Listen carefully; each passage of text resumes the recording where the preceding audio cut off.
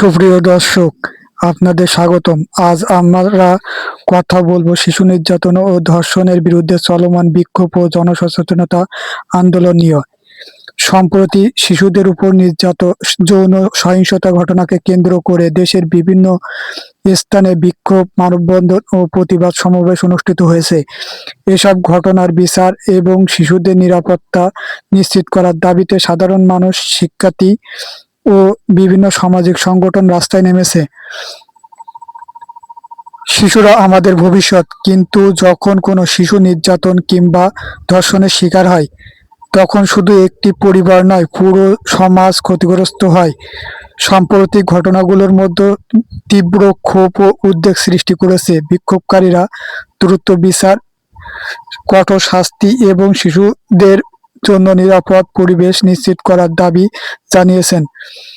দেশের বিভিন্ন শিক্ষা প্রতিষ্ঠান ও সামাজিক সংগঠন এ আন্দোলনের সঙ্গে একতা প্রকাশ করেছে।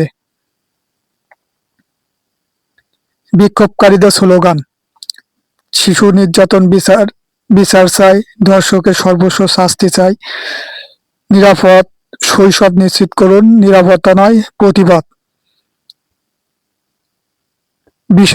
বিশেষজ্ঞদের মতে, শিশু শুধু কঠোর আইন করলেই হবে না, পরিবার, শিক্ষা প্রতিষ্ঠান এবং সামাজিক একসঙ্গে কাজ করতে হবে। শিশুদের নিরাপত্তা নিয়ে সচেতনতা এবং মানসিক সহায়তা নিশ্চিত করা সমান গুরুত্বপূর্ণ। শিশু অধিকার নিয়ে কাজ করা বিভিন্ন সংস্থা দীর্ঘদিন ধরে যৌন সহিংসতার বিরুদ্ধে কার্যকর ব্যবস্থা গ্রহণের আহ্বান জানিয়ে আসছে।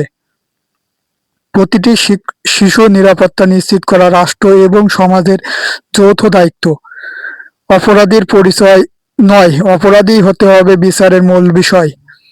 আজকের এই প্রতিবাদ শুধু একটি ঘটনার বিরুদ্ধে নয়, এটি এমন একটি সমাজ গঠনের দাবি যেখানে কোনো শিশু ভয় নিয়ে বড় হবে না, বরং নিরাপত্তা ও মর্যাদার সঙ্গে বেড়ে উঠবে।